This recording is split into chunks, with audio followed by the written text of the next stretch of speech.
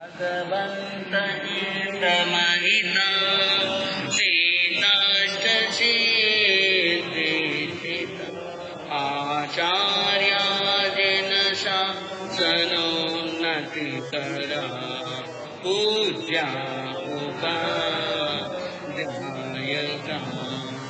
श्री क्षेत्रान्त सुपाठिका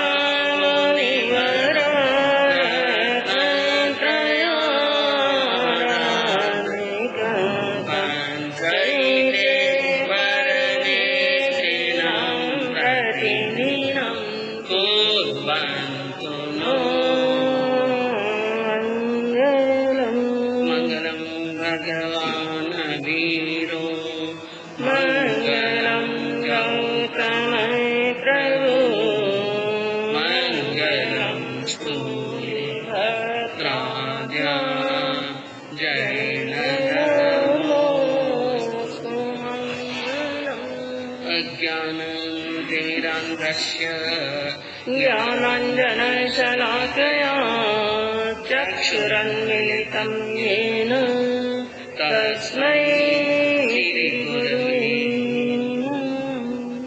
सत्त्वेषु मैत्री गुणेषु प्रमोदं क्लिष्टेषु जीवेषु कृपापरत्वम् माध्यमस्तभावं विपरीतवृत्तौ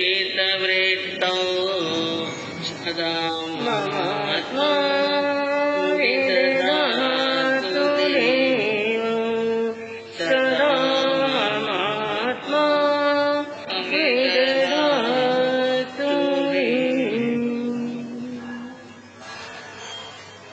अहिंसा के अग्रदूत, त्रैकाल दृष्टा, भवी जीवों के तारनहार, शासनेश प्रभु श्रवण भगवान महावीर स्वामी के चरणों में कोटि कोटि वंदन। दीन दुखियों के मसीहा, करुणा के सागर, परम पूज्य गुरुदेव श्रमण सूर्यमर्धर केसरी श्री मुस्लिम जी महाराज साहब के चरणों में कोटि कोटि वंदन। पाठ पर विराजमान परम श्रद्धेय, परम विदुषी, मधुर व्याख्यानी, सरल मना पूज्य गुरु जी महाराज साहब के चरणों में कोटि कोटि वंदन। धर्म प्रेमी बंधुओं, शीलवती माताओं बहनों, आपके सामने प्रतिदिन विवेचन चल रहा है। प्रभु महावीर की अंतिम देशना, प्रभु महावीर की अमृतमय वाणी, कल्याणी वाणी, जो भवी आत्मा के लिए सन्मार्ग को प्रशस्त करने वाली, आत्मा को मोक्ष का मार्ग बताने वाली है। और जब एक भवी आत्मा पूर्ण श्रद्धा के साथ में, पूर्ण भावों के साथ में इस अमृतमय वाणी का पान करते हैं, उसका पठन करते हैं, पाठन करते हैं और उसको श्रवण करते हैं, तो आत्मा समकित का स्पर्श करती है। अनादि काल से मिथ्यात्व में भटक रही आत्मा मिथ्यात्व के अंधकार से निकल करके समकित के प्रकाश के अंदर प्रवेश करती है। संसार के बंधनों को तोड़ने वाली, संसार के बंधनों से मुक्त कराने वाली, कर्म के जाल से छुड़वा करके आत्मा को स्वतंत्र करने वाली और अनंत सुख को प्रदान करने वाली यह प्रभु महावीर की, तीर्थंकर प्रभु की कल्याणी वाणी है। और आपके सामने वर्णन चल रहा था और आपने वर्णन सुना 11 अध्ययन तक, और आज 12वां अध्ययन, और 12वें अध्ययन का मूल स्वाध्याय परसों कर लिया था और आज अस्वाध्याय काल होने के कारण से आज मूल का स्वाध्याय न होकर के केवल 12वें अध्ययन का, जिसका मूल का स्वाध्याय हो चुका है, आज उसका अर्थ बताने का प्रयास करेंगे। और 12वें अध्ययन का नाम है हरिये सिज्जम। और बंधु, यह अध्ययन बड़े गजब का अध्ययन है, बड़ा जोरदार अध्ययन है और एक नहीं कई प्रकार की शिक्षाएं लेकर के यह अध्ययन प्रभु ने फरमाया। इस अध्ययन के अंदर जिनका वर्णन चलता है उनका नाम है हरिकेशी मुनि, हरिकेश बल। किस प्रकार आत्मा कर्मों का बंध करती है और किस प्रकार पुरुषार्थ करके अनंत सुख को प्राप्त कर लेती है, इसका पूर्ण विवेचन इस अध्ययन के अंदर आता है। और बंधुओं, और भी कई प्रकार के दार्शनिक प्रश्न उत्तर इस अध्ययन के अंदर किए गए हैं। कई प्रकार का वार्तालाप है और कई प्रकार का संवाद है। तो जो इस अध्ययन के अंदर वर्णन चलता है हरिकेशी मुनि, संक्षिप्त के अंदर पहले आपको बताने का प्रयास करूंगी कि वो हरिकेशी मुनि हरिकेशी बल से हरिकेशी मुनि कैसे बने। ऐसी कौन सी उनके जीवन के अंदर घटना घटी कि उनकी आत्मा ने संयम के मार्ग को अंगीकार किया और अपने जीवन को अर्श तक पहुंचा दिया, मोक्ष तक पहुंचा दिया।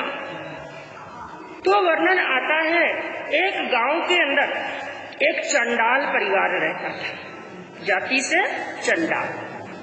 और उस चंडाल परिवार के अंदर एक बालक का जन्म हुआ जिनका नाम रखा गया हरिकेशी।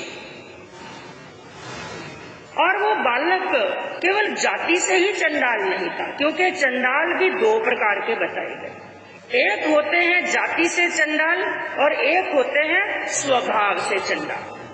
और ज्ञानियों ने कहा जाति से चंडाल होना इतना बुरा नहीं है जितना बुरा स्वभाव से चंडाल होना है, क्योंकि जाति से चंडाल होने के बाद में भी यदि आत्मा कर्म अच्छे करती है तो जाति से तो मुक्ति मिल जाती है। लेकिन यदि इंसान एक आत्मा स्वभाव से चंडाल है, अपने आचरण से चंडाल है, तो ऐसे चंडाल का कभी कल्याण होने वाला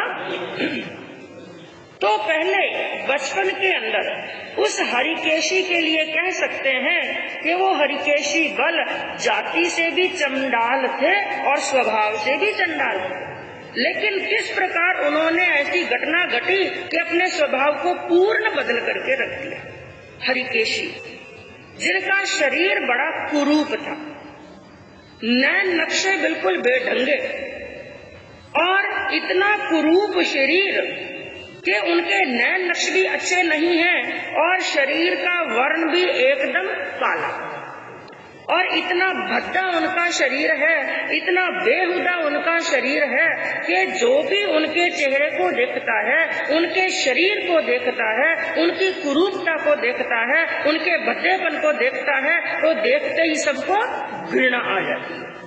और केवल शरीर ही कुरूप नहीं था, जितना शरीर कुरूप था उससे भी ज्यादा उनका स्वभाव कठोर था, यानी जोरदार क्रोधी थे।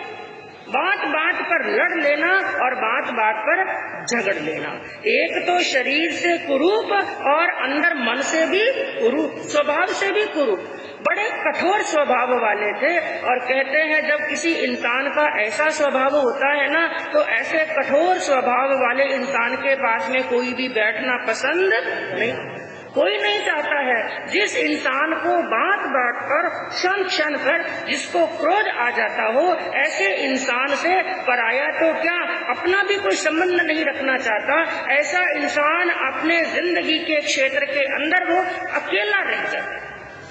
तो हरिकेशी बल जिनका स्वभाव बड़ा कठोर था, शरीर बड़ा कुरूप था, और इसके पीछे भी एक कारण है बंधु, उनको शरीर कुरूप मिला और जाति कौन सी मिली? चंडाल।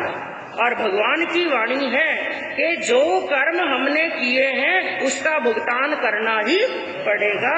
और इस अध्ययन की जो मूल शिक्षाएं हैं, एक नहीं कई मूल शिक्षाएं हैं, जिनके अंदर एक शिक्षा आती है जाति का, कुल का, बल का, ऐश्वर्य का, ज्ञान का, पद का कभी भी घमंड नहीं करना।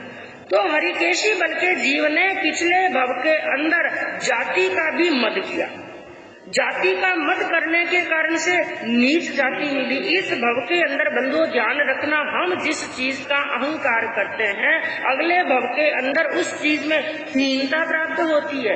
यदि धन का हमने अहंकार किया तो अगले जन्म में धन प्राप्त होने वाला, यदि सुंदर रूप का हमने अहंकार कर लिया तो शरीर कुरूप मिलेगा।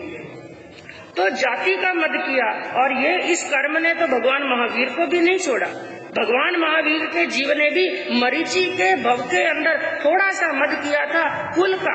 मेरा कुल कितना ऊंचा, मेरे कुल के अंदर तीर्थंकर हुए और मेरी परदादी जिसने मोक्ष का दरवाजा खोल दिया, मेरे पिता चक्रवर्ती हुए और उनके जो भाई हैं, और मैं भी आगे चल करके तीर्थंकर बनने वाला हूँ, वासुदेव बनने वाला हूँ। कितना ऊंचा कुल है मेरा, कितनी मोक्षगामी आत्माएं हुई मेरे कुल के अंदर। बस इतना सा कुल का मद किया, और महावीर बनने तक जितनी बार उन्होंने मनुष्य भव के अंदर जन्म लिया, हर बार ब्राह्मण कुल के अंदर आना पड़ा।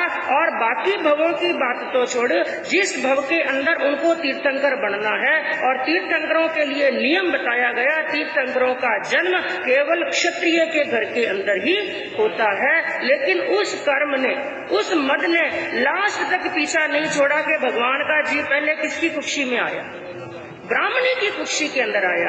तो ऐसा ही जाति का मद किया था हरिकेशी के जीवन ने। चंडाल के घर के अंदर जन्म हुआ और रूप का मद किया, इसलिए शरीर कैसा मिल गया, रूप, स्वभाव भी कठोर। तो बंधुओं, जितने भी गली मोहल्ले के बच्चे थे, जितने भी आजू बाजू के लोग थे, कोई भी हरिकेशी से बात नहीं करता। यहाँ तक के घर के सदस्य भी उसको चाहते नहीं थे। जब बच्चे बाहर खेल रहे होते, कोई हरिकेशी को अपने साथ में खेलना पसंद नहीं। और एक बार का प्रसंग, गांव के अंदर कोई महोत्सव था, सभी गली मोहल्ले के लोग बाहर इकट्ठे हुए थे एक स्थान के ऊपर, और वहाँ पर स्त्रियों के पास में, हम उम्र स्त्रियों के पास में बैठी बैठी हंसी मजाक कर रही थी, और पुरुष आपस के अंदर झुंड बना करके जगह जगह पर बैठे थे, और बच्चे लोग एक स्थान पर खेल रहे थे। और हरिकेशी उनके पास में आया, लेकिन सभी बच्चों ने दुत्कार कर फटकार कर उसको वहाँ से निकाल दिया, हमारे पास में नहीं खेलना। तो वो एक वृक्ष के नीचे बड़ी उदास मुद्रा के अंदर, चिंता के अंदर बैठ गए। अब वहाँ पर हरिकेशी बैठा है और सभी बच्चों को खेलते हुए देख रहा है, और अचानक से क्या हुआ, कहीं से रेंगता हुआ सांप आ गए, और सांप को बच्चों ने देखा, बच्चे जोर से चिल्लाने लगे, सांप आया, सांप आया, सांप आया। और जब जो बड़े लोग एक स्थान पर बैठे बातें कर रहे थे, उन्होंने सुना सांप आया, लोग दौड़ करके वहाँ पर आए और देखा, अरे ये तो सांप है। किसी ने पत्थर उठाया, किसी ने लाठी उठाई, पत्थरों की मार से, क्योंकि सांप को लोग देखते हैं तो हाथों हाथ क्या करते हैं, मार देते हैं। तो पत्थरों की मार मारी, लाठियों की मार मारी, डंडों की मार मारी, हाथों हाथ सांप को मार दिया और उठा करके एक तरफ फेंक दिया, और बच्चे वापिस खेलने लगे, लोग बातें चीतें करने लगे, और हरिकेशी बैठा बैठा इस दृश्य को देख रहा। थोड़ी देर हुई, बच्चे फिर चिल्लाए, बच्चे फिर चिल्लाने लगे, अरे सांप आ गया, इसको मारो मारो मारो। जैसे ही बच्चे मारने लगे, कुछ लोग वहाँ पर उठ करके आए, अरे सांप, दूसरा सांप आ गया। लेकिन लोगों ने वहाँ पर आकर के देखा, अरे उन्होंने कहा, इसको मत मारो, ये सांप नहीं है। ये क्या नहीं है, सांप नहीं है, ये तो दो मुही है। एक दो मुही होती है ना, आकार प्रकार सांप जैसा ही होता है, दिखने में सांप जैसी होती है, तो ऐसी दो मुही आई, जिसके दो मुंह होते हैं, आगे से भी चलती है और पीछे से भी चलती है। लोगों ने कहा, अरे ये तो दो मुंही है, इसको मत मारो, क्योंकि इसके अंदर कोई जहर नहीं, ये किसी को डसने वाली नहीं है, ये किसी को मारने वाली नहीं है, इसलिए इसको मत मारो। ऐसा कह करके दो मुही को छोड़ दिया, बल्कि उसको उठा करके एक सुरक्षित स्थान पर रख दिया। लोग तो अपने काम में वापस लग गए, बातें चीतें करने लग गए, लेकिन ये दृश्य बैठे बैठे कौन देख रहा है, हरिकेशी बैठे बैठे ये दृश्य देख रहा है। और देखते देखते बंधुओं, उसका चिंतन कहीं का कहीं पहुंच गया। अभी अभी मैंने देखा, एक सांप आया, सांप को लोगों ने पत्थरों से मार दिया, लकड़ी और डंडों के प्रहार से हाथों हाथ उसके प्राणों का हरण कर लिया। लेकिन सांप के ही आकार वाली एक दो मुही आई, उसको लोगों ने छोड़ दिया। और छोड़ा ही नहीं बल्कि सुरक्षित स्थान पर ले जाकर के छोड़ दिया। इसका कारण क्या कि सांप के अंदर तो क्या है, जहर। सांप के अंदर जहर है, वो लोगों के प्राण हरण करने का काम करता है, और दो मुही के अंदर जहर नहीं है, इसलिए लोगों ने उसको कुछ नहीं कहा। उसने ये चिंतन ले लिया अपने ऊपर, आज मुझे कोई चाहता नहीं है, ये बच्चे भी मेरे साथ खेलना पसंद नहीं करते हैं, कोई मेरे से बात नहीं करते हैं, सब मुझे फटकारते हैं और धुतकारते हैं। किस कारण से? मेरे अंदर क्रोध रूपी जहर भरा हुआ है। यदि मैं इस दो मुही की तरह अपने क्रोध रूपी जहर को त्याग दूं, इस कठोर स्वभाव को त्याग दूं और नरम स्वभाव वाला बन जाऊं, तो लोग मेरा भी अपमान नहीं करेंगे, मेरी भी निंदा नहीं करेंगे और मुझे फटकार नहीं लगाएंगे। ऐसा चिंतन करते करते बंधुओं हरिकेशी को जाति स्मरण ज्ञान हो गया। कहते हैं जब चिंतन गहरा होता है ना, जब हम बाहर से निकल करके, पर से निकल करके स्व का रमण, भीतर में रमण करते हैं, अंदर का ज्ञान चिंतन करते हैं, तो हमारा ज्ञान विशाल होता चला जाता है। तो उनका ज्ञान जाति स्मरण ज्ञान के अंदर बदल गया और उन्होंने ये क्या जाना कि अरे मैंने पिछले भव के अंदर जाति का मद किया, रूप का मद किया, इसलिए आज मुझे ये सब कुछ प्राप्त हुआ है। और ऐसा कुछ प्राप्त करने के बाद में, इतना नीच स्थान प्राप्त करने के बाद में भी यदि आज मैंने स्वभाव को कठोर रखा और अपने चिंतन को, अपने स्वभाव को नहीं बदला, तो ना जाने मेरी आत्मा का और कितना पतन होगा। चिंतन बदल गया और वहां से रवाना हो निकल पड़े संयम के मार्ग पर। संयम अंगीकार कर लिया, ऐसा कुछ कार्य करूं कि ये सब जितनी जाति की नीचता है, कुल की नीचता है, कुरूपता है, ये सब कुछ दूर हो जाए। और बंधुओं इस अध्ययन से एक और बहुत बड़ी शिक्षा मिलती है कि जाति चाहे कितनी भी नीच क्यों ना हो, जाति चाहे कितनी भी नीच क्यों ना हो, लेकिन इंसान के कर्म उच्च होने चाहिए। जाति नीच हो ये कोई बहुत बुरी बात नहीं है, लेकिन इंसान के कर्म उच्च होने चाहिए, क्योंकि भगवान महावीर के शास्त्रों के अंदर क्या बताया, विशिष्टता जाति की नहीं है, हाँ श्रेष्ठता जाति की नहीं है, कर्मों की है। इसलिए इस अध्ययन का सार निकालते हुए 4 लाइनों के अंदर ज्ञानियों ने क्या कहा कि कर्म से ही ब्रह्म बनते, कर्म से ही हीन हो। एक आत्मा कर्म से ही ब्रह्म बनती है, ब्रह्म यानी मुक्त आत्मा बनती है, बोधि को प्राप्त करती है। कर्म से ही ब्रह्म बनते, कर्म से ही हीन हो। शुद्धि अहम होती है मन की, शुद्धि अहम होती है मन की, रत्न त्रय में लीन हो। हरिकेश बल सा यज्ञ कर लो, हरिकेश बल सा यज्ञ कर लो, कर्म सब जल जाएंगे। हरिकेश बल सा यज्ञ कर लो, कर्म सब जल जाएंगे। यज्ञ अंदर का करे तो, यज्ञ अंदर का करे तो सिद्ध का पद पाएंगे। इस अध्ययन का सार यही है, कर्म से ही हमारी आत्मा ब्रह्म बनती है और कर्म से ही हमारी आत्मा नीच बनती है।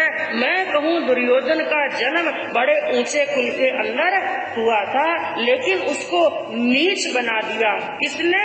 उसके कर्म। तो जाति उच्च हो चाहे नीच हो, विशिष्टता जाति की नहीं होती है बल्कि कर्मों की होती है। और ऐसे मार्ग पर निकल गए अब हरिकेश बल, और हरिकेश बल से अब वो क्या बन गए? हरिकेशी मुनि। खूब साधना की, खूब तपस्या की और खूब संयम के मार्ग पर आगे बढ़े, कई लब्धियां प्राप्त की, कई सिद्धियां प्राप्त की। और एक बार का प्रसंग आया कि हरिकेशी मुनि विचरण करते करते वाराणसी नगरी के अंदर चले गए। वाराणसी नगरी के अंदर पहुंचे और वहां पर उस नगर के अंदर कौशलिक नाम का राजा राज्य करता था। और वाराणसी नगरी में पहुंचने के बाद में मुनि, हरिकेशी मुनि एक बगीचे के अंदर गए क्योंकि पुराने जमाने के अंदर चौथे आरे का आपने वर्णन सुना कि कोई भी गांव के अंदर संत आते, मुनि आते, यति आते, श्रमण आते, उनके रुकने के लिए स्थान कहाँ पर होता था? बगीचे के अंदर। ईशान कोण के अंदर जो बगीचा होता, उस बगीचे के अंदर साधु संतों के रुकने के लिए स्थान होता। तो एक बगीचे के अंदर गए और वहां पर रुके। उस बगीचे के अंदर एक यक्ष का यक्षायतन, कह सकते हैं एक मंदिर था, एक चैत्य था और एक यक्षायतन था। उस यक्षायतन के अंदर जो प्रतिमा थी यक्ष की, देव की जो प्रतिमा थी, उसका नाम था तिंदुक। तिंदुक नाम का यक्ष वहां पर रहता था और जो तिंदुक यक्ष कौशलिक राजा के द्वारा पूजनीय था, वंदनीय, यानी हम कह सकते हैं कौशलिक राजा का वो कुल देवता था। कौशलिक राजा का परिवार कई पीढ़ियों से उस तिंदुक यक्ष की बड़ी श्रद्धा के साथ में पूजा करते, अर्चना करते और भक्ति करते। और उस बगीचे के अंदर हरिकेशी मुनि ध्यान करते। जिस वृक्ष के नीचे खड़े होकर के मुनि ध्यान करते, उसी वृक्ष के ऊपर ज्यादातर उस देव का रहवास। अब मुनि की चर्या को देखा, उनके ज्ञान को देखा, उनकी साधना को देखा, उनकी तपस्या को देखा, उनकी भावना को जाना और उनके ज्ञान ध्यान को जान करके, उनके त्याग में जीवन को देख करके वो तिंदुक नाम का देव भी मुनि का भक्त बन गया। क्योंकि 10वें कालिक सूत्र के पहले अध्ययन के अंदर यही बात आई, जो आत्मा अहिंसा के अंदर, संयम के अंदर, तप के अंदर रत होता है, जो आत्मा धर्म के अंदर रत होता है, ऐसी आत्मा के सामने देवलोक के देवता भी आकर के नतमस्तक होते हैं, अपना शीश झुकाते हैं उनके चरणों के अंदर और उनके चरणों की धूली अपने मस्तक पर लगाते हैं। वो देव उनका सेवक बन गया, ऐसे समझ लीजिए, उनकी सेवा के अंदर रहने लगा। और एक बार का प्रसंग हुआ, जो उस नगर के राजा थे कौशलिक, जिनकी बेटी का नाम था भद्रा। एक बार वो भद्रा अपनी दासियों के साथ में, अपनी सखियों के साथ में उस यक्ष की पूजा करने के लिए, यक्ष की अर्चना करने के लिए उस बगीचे के अंदर आई। यक्षायतन में गई और यक्ष की पूजा अर्चना की और पूजा अर्चना करने के बाद में वापस जा रही थी और वहां पर उसकी दृष्टि पड़ी ध्यान के अंदर खड़े हुए हरिकेशी मुनि पर। हरिकेशी मुनि को देखा और उनके कुरूप शरीर को देखा, क्योंकि बंधु हमारे ये चर्म चक्षु है ना, अंतर के भावों को नहीं जान सकते हैं, ये ऊपर के रूप को ही देख सकते हैं। उनके रूप को देखा, कुरूप शरीर को देखा, बेडौल शरीर को देखा और बड़ी घृणा होने लगी। कहने लगी, क्या है ये इंसान नहीं, इंसान के रूप के अंदर राक्षस है, जिनको देखना भी मेरी आंखों को अच्छा नहीं लगता है। कितना बड़ा शरीर है, कितना कुरूप और बेडौल शरीर है। और यहाँ तक उसने कह दिया, ऐसे कुरूप शरीर वाले इंसान को तो जिंदा रहने का भी अधिकार नहीं है, धिक्कार है इसको। और ऐसा कहते ही उस भद्रा ने क्या किया, मुनि के शरीर पर थूक दिया। धिक्कार है ऐसे। जैसे ही उनका अपमान किया, बंधुओं, वो तिंदुक देव जो उनकी सेवा में रहता था, उसको क्रोध आ गया, क्योंकि मुनि को तो कुछ लेना देना नहीं। संत का तो कोई सम्मान करे चाहे अपमान करे, संत को कोई लेना देना नहीं है, वो तो अपना परिचय समझ करके सहन कर लेते हैं। लेकिन देव से ये सहन नहीं हुआ। भद्रा ने मेरे गुरु का, जिनको मैं पूजनीय मानता हूँ, उनका अपमान किया है, उससे रहा नहीं गया और उसने क्रोध के अंदर, आवेश के अंदर आकर के उसी समय उसी राजकुमारी के शरीर में प्रवेश कर दिया। और आप जानते हैं, जब ये भयंकर देव हैं, जो नीच जाति के देव होते हैं, कई प्रकार के भूत, यक्ष, राक्षस, जो भयंकर देव भगवान ने बताए, जब ये शरीर के अंदर प्रवेश कर लेते हैं तो कई प्रकार के उपद्रव करते हैं। और वही उपद्रव शुरू हो गए भद्रा के शरीर के साथ में। वो तरह तरह से उसके शरीर के ऊपर पीड़ाएं शुरू हो गई। बार बार अपने बालों को नोच रही है, अपने शरीर को नोच रही है। और जब ये घटना राजा को पता चली, उनके पिता राजा को पता चली, तो अपनी बेटी का इलाज कराने के लिए जो जाने माने सयाने लोग थे, जो टाना टोटका करते थे, मंत्र करते थे, झाड़ा फूका करने वाले, खूब लोगों के पास में ले जाया गया और झाड़ा फूका कराया गया, लेकिन कोई इलाज नहीं लगा। जब राजा इलाज करा करके थक गए, उस समय वो तिंदुक देव अंदर से बोले अंदर से आवाज आई, उस बद्रा के अंदर से आवाज आई और कहा, हे राजन, तुम अपनी पुत्री को दुनिया के किसी भी कोने में ले जाओ, इसका इलाज होने वाला। इसलिए कहते हैं साधु संतों की चारित्र आत्माओं की कभी आसाधना नहीं करनी चाहिए। तो उन्होंने कहा इसका कोई इलाज होने वाला नहीं है, क्योंकि इसने एक चारित्रधारी चारित्रवान आत्मा की अशातना की है, मेरे गुरु की अशातना की है, इसलिए इस अशातना का फल है कि इसका इलाज होने वाला। ये बात सुनी तो राजा परेशान हो गया, रोने लगा और वो कहने लगा, हे देव, आप कौन हैं और ऐसी कौन सी अशातना की है और उसका प्रायश्चित क्या है? आप ही बताइए उसका प्रायश्चित क्या है। तो उसने कहा, एक ही प्रायश्चित है, तुम्हारी इस बच्ची की शादी, इस बद्रा की शादी किसके साथ में कर दो? मुनि के साथ में। जिनका इसने अपमान किया है ना, उसके साथ में रहेगी, तब पता चलेगा कि अहंकार कैसे गलता है। उसी मुनि के साथ में शादी कर दो। अब मरता क्या नहीं करता, अब उसका यूं भी प्राण बचने वाले नहीं थे, इसलिए राजा ने हाथों हाथ दासियों को हुक्म लगाया कि इसको शादी के लिए क्या करो, तैयार। अब देव तो उसके शरीर में से निकल गया। कुछ समय के लिए राजकुमारी स्वस्थ हुई और उसको दुल्हन की तरह सजा करके और भेंट रूप बना करके राजा पहुंच गए उस बगीचे के अंदर, मुनि के सामने गए और मुनि जो ध्यान में खड़े थे उनका ध्यान पूर्ण हुआ। सामने दुल्हन की तरह सजी हुई बद्रा को देखा, राजा को देखा, क्या कारण है? राजा ने कहा, मुनिवर, इनको पत्नी रूप में स्वीकार कीजिए, आप इसके साथ में शादी कीजिए। मुनि ने कहा, राजन, हम सन्यासी हैं, हम संत हैं, हम मुनि हैं, हमने स्त्री का, धन का, माल का, परिवार का, सब चीज का क्या कर दिया है, त्याग कर दिया है, इसलिए मैं इसको ग्रहण करने वाला नहीं। राजा के खूब याचना करने के बाद में भी मुनि ने उसके साथ में शादी करना स्वीकार नहीं किया। राजा फिर मन में सोचने लगे, अब इसको महलों में तो मैं नहीं ले जा सकता और मुनि भी स्वीकार नहीं कर रहे हैं, अब मैं क्या करूं?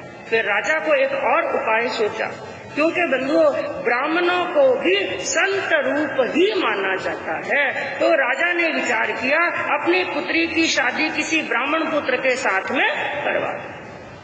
तो वहाँ पर एक रुद्र नाम के ब्राह्मण थे, जो खूब वेदों के जानकार थे, बड़े ज्ञानी थे। उस रुद्र ब्राह्मण के साथ में क्या हो जाती है, उसकी शादी हो गई।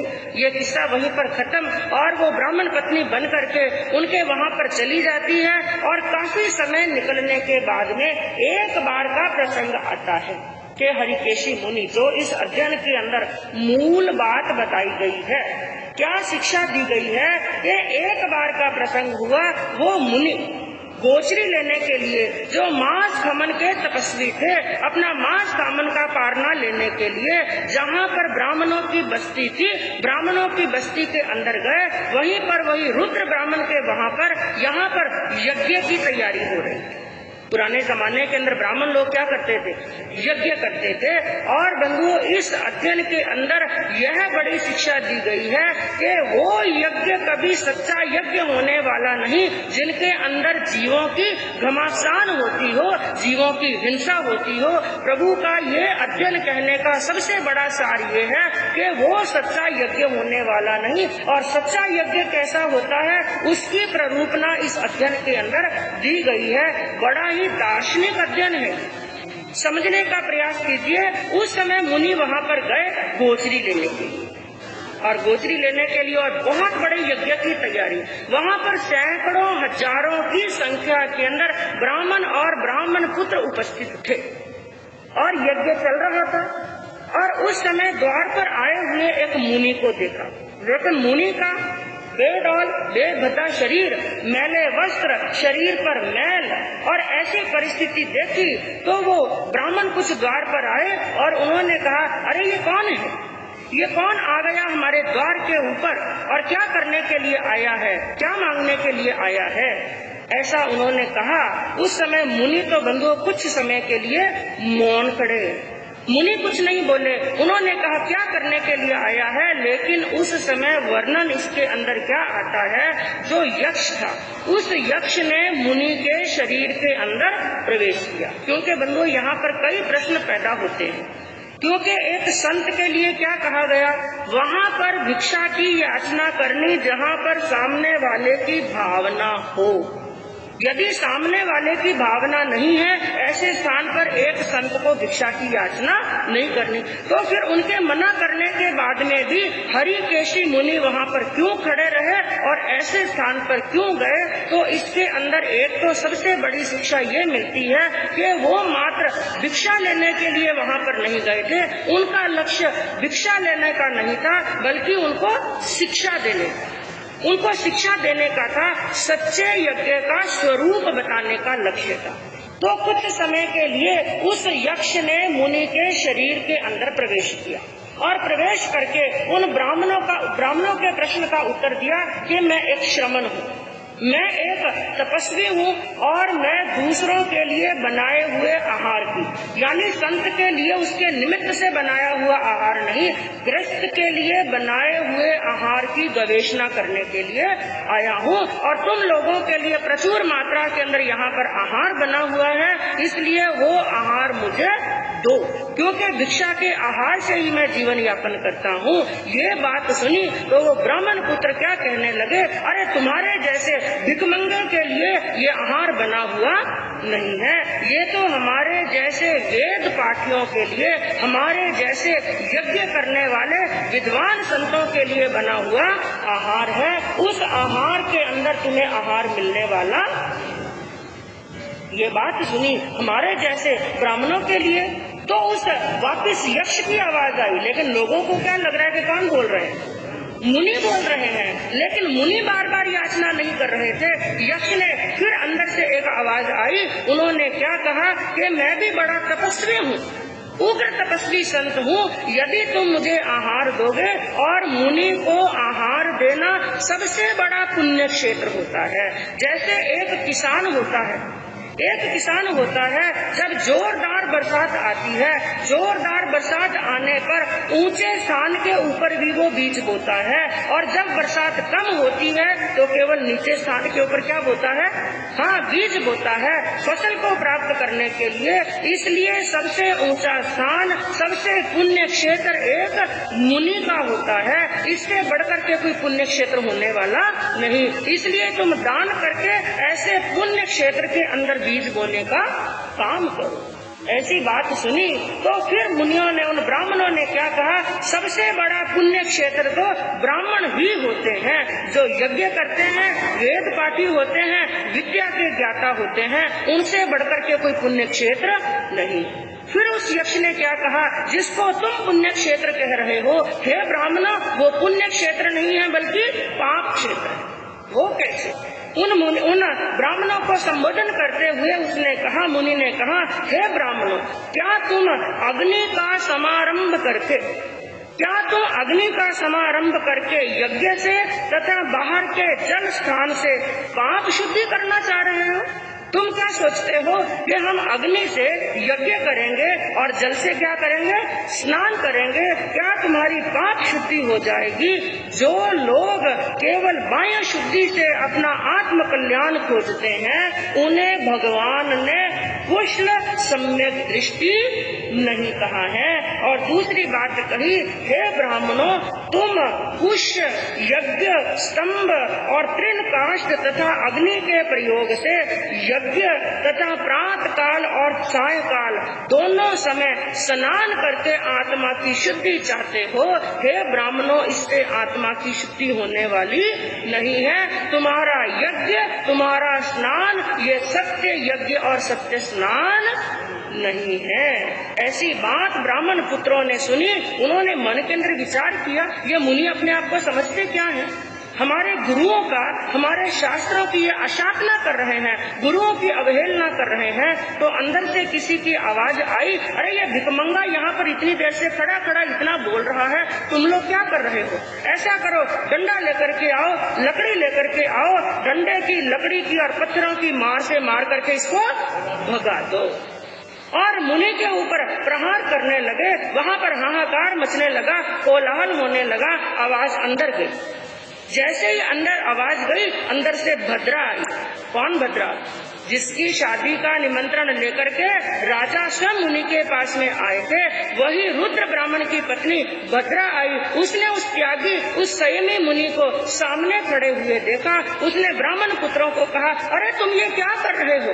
तुम नहीं जानते ये कितने बड़े त्यागी हैं, ये कितने बड़े तपस्वी हैं, ये महायशस्वी हैं, महातेजस्वी हैं, महात्यागी हैं। तुम इनका अपमान करके वो कार्य कर रहे हो कि तुम अपने नाखूनों से विशाल पर्वत को खोदने का काम कर रहे हो। कि एक व्यक्ति चाहे अपने नाखूनों से पर्वत को खोद दूं, तुम ऐसा काम कर रहे हो।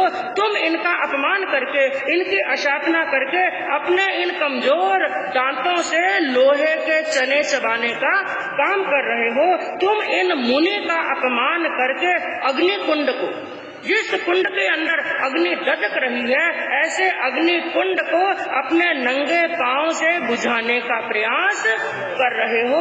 तुमको मालूम नहीं है कि इनके पास में कैसी कैसी लब्धियां हैं और कैसी कैसी सिद्धियां हैं। इस मुनि ने एक बार भी तुमको नजर भर के देख लिया ना, तो तुम सबके सब यहाँ पर जल भर करके राख हो जाओगे। लेकिन भद्रा के समझाने के बाद में भी जब ब्राह्मण पुत्र नहीं रुके, उस समय यक्ष को क्रोध आ गया, और क्रोध आया, मुनि के शरीर में से वो निकला और आकाश के अंदर गया, जोरदार अट्टहास करने लगा। और क्रोध के अंदर आने के बाद में अपनी एक विद्या ऐसी फेंकी जहाँ पर सैकड़ों और हजारों ब्राह्मण पुत्र वहाँ पर खड़े थे। किसी को खून की उल्टियां होने लगी, किसी के मुंह में से खून निकल रहा है, किसी के नाक में से खून निकल रहा है, किसी के आंखों और कान में से खून निकल रहा है। कोई से लाश की तरह धराशायी हो गए, किसी का हाथ इधर पड़ गया, किसी का पांव इधर पड़ गया, और किसी की गर्दन क्या हो गई, टेढ़ी हो गई। वहाँ पर हाहाकार मचने लगा,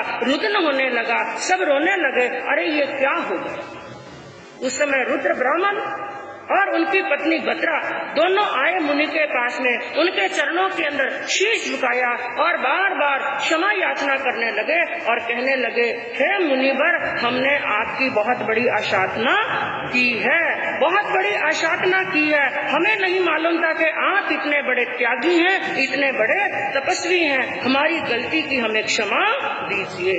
और वो तो संत थे, जो त्यागी है, करुणावान है, दयावान है, ना किसी पर राग है और ना ही किसी पर द्वेष है। मुनि को तो, मुनि ने तो बंधु उनको क्षमा कर दिया। लेकिन उस समय हाथ जोड़ करके रुद्र ब्राह्मण ने कुछ प्रश्न पूछे। उन्होंने कहा, आपने अभी अभी कहा कि इस यज्ञ से तुम्हारा कल्याण होने वाला नहीं, इस स्नान से तुम्हारा कल्याण होने वाला नहीं है, और तुमने कहा एक सच्चा यज्ञ तो एक संत करता है। क्या कहा अभी अभी? एक सच्चा यज्ञ तो एक संत करता है। तो हे मुनिराज, आप हमें ये बताएं, आप कौन सा यज्ञ करते हैं?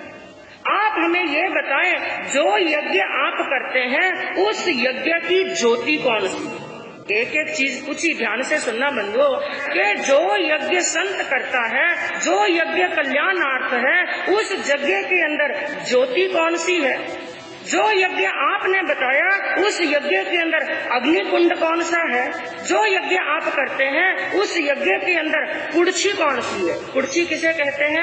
आहुति डालने का चम्मच जो होता है, वो कुर्छी कौन सी है? और जो यज्ञ आप करते हैं उस यज्ञ के अंदर करिशांग, करिशांग किसे कहते हैं?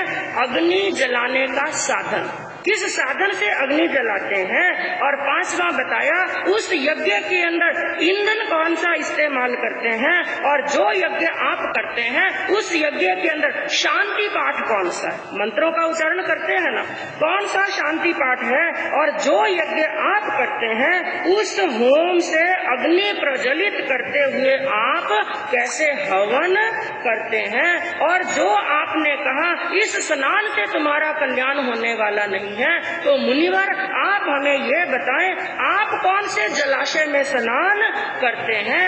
आपने कहा ये तीर्थ कल्याण करने वाले नहीं है, तो आप हमें ये बताएं, सच्चा शांति तीर्थ कौन सा है?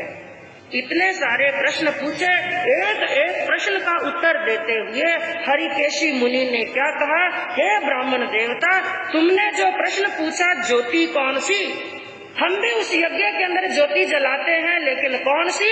तप रूपी ज्योति। कौन सी अग्नि जलाते हैं? तप रूपी ज्योति जलाते हैं, जिनके अंदर सभी कर्म जल करके भस्म हो जाते हैं। तो उस यज्ञ के अंदर तप रूपी ज्योति जलाते हैं, और हमारा जो जीव है ये अग्नि कुंड के समान है। जीव किसके समान है? अग्नि कुंड के समान है। और तुमने तीसरा प्रश्न पूछा, कुर्सी कौन सी? वो चम्मच कौन सा? वो है मन, वचन और काया के योग। इन योगों के द्वारा, और जो तूने पूछा अग्नि जलाने का साधन कौन सा है, और वो है हमारा शरीर। और तुमने पूछा ईंधन, ईंधन कौन सा लगाते हो, और वो ईंधन है कर्म रूपी ईंधन। जब ऐसा यज्ञ होता है तो कर्म जलने लगते हैं, कर्म रूपी ईंधन लगाते हैं। और जो तूने प्रश्न पूछा शांति पाठ कौन सा पढ़ते हो, तो संयम की प्रवृत्ति रूपी शांति पाठ हम पढ़ते हैं। और चारित्र रूप यज्ञानुष्ठान से मैं ऐसा हवन करता हूँ। और जिस दिन हमारी आत्मा ने ऐसा यज्ञ कर लिया, फिर संसार छूटने में देर लगने वाली नहीं। इसके विपरीत तुम लोग जो यज्ञ कर रहे हो, इस यज्ञ के अंदर क्या होता है? पृथ्वी का है, अप का है, तेऊ का है, वायु का है, वनस्पति का है, सब जीवों की क्या होती है? घात होती है। रस काय के जीवों की घात होती है। और तुम क्या समझते हो कि पानी का स्पर्श करके सुबह स्नान किया, शाम स्नान किया, शरीर शुद्ध हो गया, उससे केवल शरीर शुद्ध होता है, आत्मा शुद्ध होने वाली नहीं है। तो तुमने पूछा कि मैं कौन से जलाशय में स्नान करता हूँ, तो मेरे लिए वो जलाशय, मेरे लिए वो सरोवर है धर्म। कौन सा जलाशय? धर्म रूपी जलाशय के अंदर। और शांति तीर्थ कौन सा है?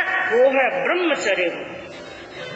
तो ऐसे मैं जलाशय के अंदर स्नान करता हूँ और ब्रह्मचर्य रूपी शांति तीर्थ के ऊपर जाकर के अपनी आत्मा का कल्याण करता हूँ। क्योंकि बंधुओं कहा गया है, जहाँ पर हिंसा हो उसके अंदर कभी धर्म होने वाला नहीं है। तो उसके बाद में कहा कि जिसमें स्नान करके मैं विमल रहता हूँ, विशुद्ध रहता हूँ, संताप से रहित रहता हूँ, और शांत होकर के सभी दोषों से, सभी विकारों से मेरी आत्मा क्या रहती है? शुद्ध और पवित्र रहती है। और बंधुओं, ये बात केवल प्रभु महावीर ने ही नहीं कही, ये बात गीता के अंदर भी उपदेश चलता है। एक बार यदि आपको याद हो, गुरनी मैया ने आपको एक दृष्टांत बताया था महाभारत का, जिसके अंदर जब महाभारत का युद्ध समाप्त हो गया तो पांडव जब श्री कृष्ण के पास में आते हैं और आकर के क्या कहते हैं,